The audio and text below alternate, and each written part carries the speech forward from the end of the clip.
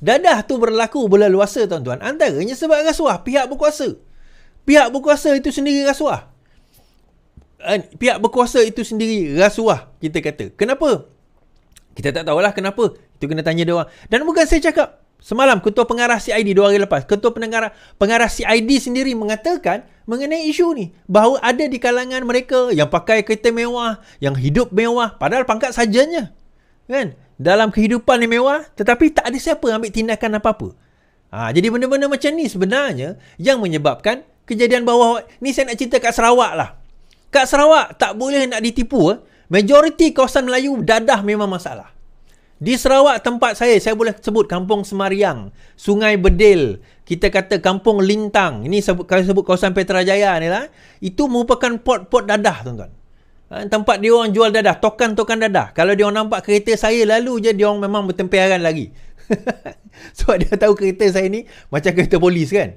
Padahal saya bukan polis pun. Bukan kata AADK tak buat kerja, polis tak buat kerja. Tetapi benda ni dah terlalu rampant di kalangan remaja. Dan yang teruknya, remaja. Yang teruknya adalah remaja. Yang teruknya adalah anak-anak muda yang bakal jadi orang kata apa, penerus generasi kita akan datang. Mereka ni nanti akan mewarisi negara kita. Tetapi kalau keadaan mereka umur 18 sampai 20 dah macam tu, bayangkan kalau mereka 30 40 tadi, apa yang mereka nak lead negara ini jadi apa? Jadi keadaan yang lebih teruk lagi. Itu yang kita perlukan reform sekarang ni.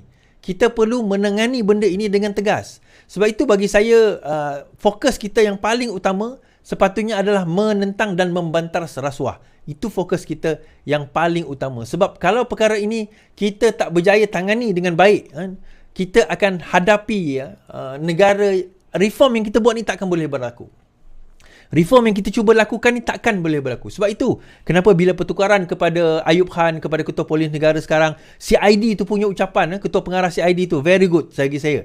Tapi sekarang ni, ucapan, hanya ucapan. Sekarang kita nak tengok implementation. Bagi saya, di Sarawak sendiri, saya nak bagi tahu Ketua Pengarah lah. Kalau timbalan Ketua Pengarah dan Ketua Pengarah Polis mendengar live saya, dan kalau boleh saya beri beritahu ni, Ketua-Ketua Polis di Sarawak tu sendiri, tolong tukar.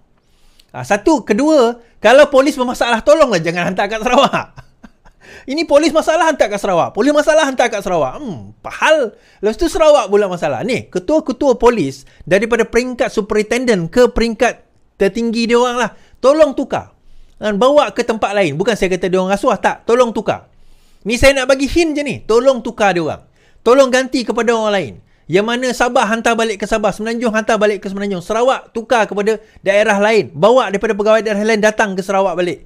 Tukar pegawai-pegawai atasan ni, terutama yang duduk di kawasan pedalaman tu, saya kata. Bermaharaja lela ada di kalangan mereka, yang bermaharaja lela di situ. Ni saya cerita bukan sebab saya cakap ni. Ada pegawai-pegawai polis datang berjumpa dengan saya, bercerita kepada saya perkara-perkara ni. Pegawai polis cerita ni, tuan-tuan. Ini bukan cerita apa orang kata orang tepi-tepi jalan. Ni cerita tak. Ni pegawai polis yang cerita. Dia kata saya tak sanggup lagi tengok Cik Is, dia kata.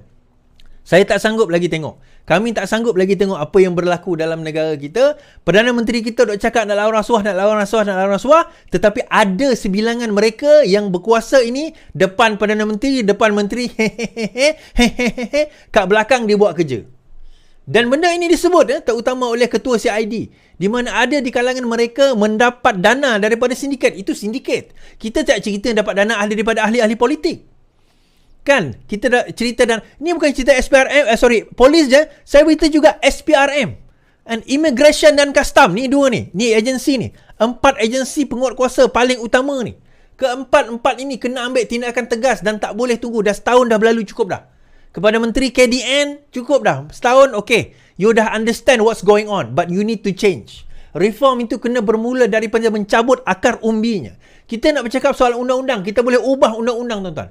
Kita boleh ubahlah 1000 undang-undang sekalipun, tetapi kalau implementernya, yang melaksanakannya tak boleh melaksanakan dengan baik, maka benda itu tak boleh nak dijadikan apa-apa sekalipun. Kita bercakap soal reform lah. Tetapi dia takkan jadi apa-apa kalau kita tak boleh jadikan perkara itu perkara yang boleh dilaksanakan.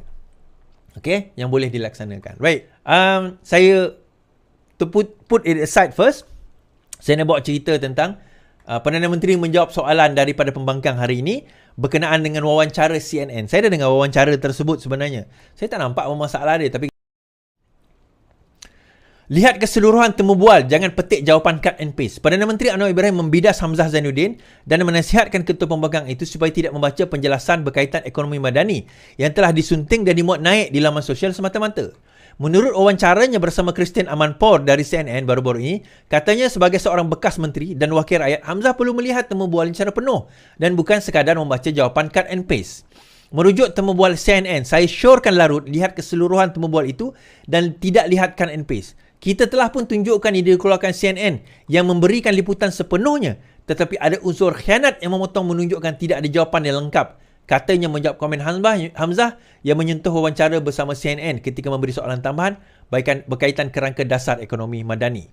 Anwar menambah bahawa tindakan yang tidak bertanggungjawab itu bertujuan memberi perspektif negatif terhadapnya.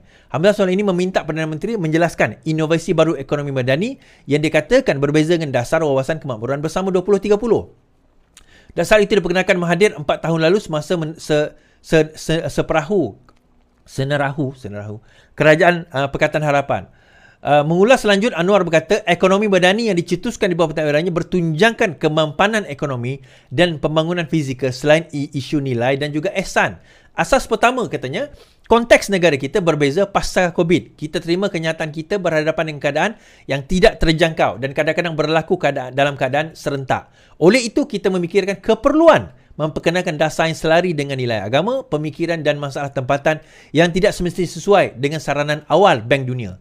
Ekonomi dunia juga, madani juga mendukung cita-cita menyeluruh negara, bukan sahaja hasil ekonomi tetapi sasaran sosial tata kelola, katanya. Anwar bersetuju bahawa usaha untuk memberi penjelasan perlu digarap dan perlu diusahakan. Baik.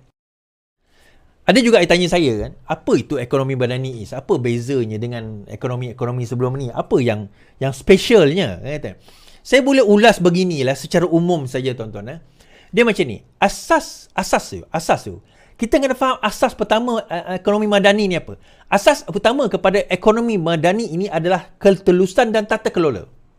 Bermakna asas foundation kepada ekonomi madani ini adalah ketelusan, transparansi, tata kelola, tata kelola bahasa Inggeris? Tata kelola, integrity, kan, accountability dan juga penghapusan kepada rasuah itu sendiri. Itu asas. Sebab tidaklah kisah bagaimana cantik rumah itu, kalau foundation kita tidak kukuh, maka rumah kita boleh roboh dan runtuh. Foundation tu kena strong dahulu. Kalau kita bina foundation di atas tanah yang dimakan oleh anak-anak, rumah kita akan roboh tuan-tuan. Tanah tu tak kukuh. Foundation kita kena kukuh. Asas kepada madani yang pertama sekali adalah integrity, tata kelola. Itu yang pertama yang nak kena kita letak dahulu. Foundation itu. So, bila ditanya oleh wartawan CNN tadi, so, kamu kata kamu melawan rasuah, tapi kamu tangkap ketua-ketua pembangkang dan sebagainya yang terlibat dalam masalah integriti. Saya kata, itulah dia yang dipanggil sebagai reform. Anwar kata apa? What do you expect me to do? Do you want me to interfere? Adakah kamu mahu saya campur tangan? On one hand, kamu tak nak saya campur tangan, tapi on the other hand, kamu nak saya campur tangan. Yang mana satu? Kalau benar ada dakwaan mengatakan terdapat salah tata kelola, terdapat rasuah, terdapat sakau, maka itu adalah tugas SPRM, pihak polis untuk mengambil tindakan. Okey, itu foundation dia. Dasar madani, ekonomi madani itu. Yang kedua, ekonomi madani ini melihat kepada ekonomi yang di luar kerangka ekonomi normal yang mana menjadi tunjang kepada negara kita for so long. Selama 60 tahun, negara kita bertunjang kepada dua benda. Pertama, dasar peladangan. Kedua, pelombongan. Negara kita bertunjangkan kepada dua ini. Satu, dasar peladangan. Kedua, pelombongan. So, daripada dua ini, kita hasilkan projek-projek mega. So, projek-projek mega ini untuk mengkayakan tidak lain tidak bukan kroni. So, kerajaan madani, ekonomi madani, dia tidak melihat kepada aspek itu. Ya, kita kekalkan peladangan, kita kekalkan juga pelombongan, tetapi kita kena explore, kita dah mula kena meneliti sumber-sumber ekonomi baru. Antaranya disebut oleh Rafizi berkenaan dengan alternative energy.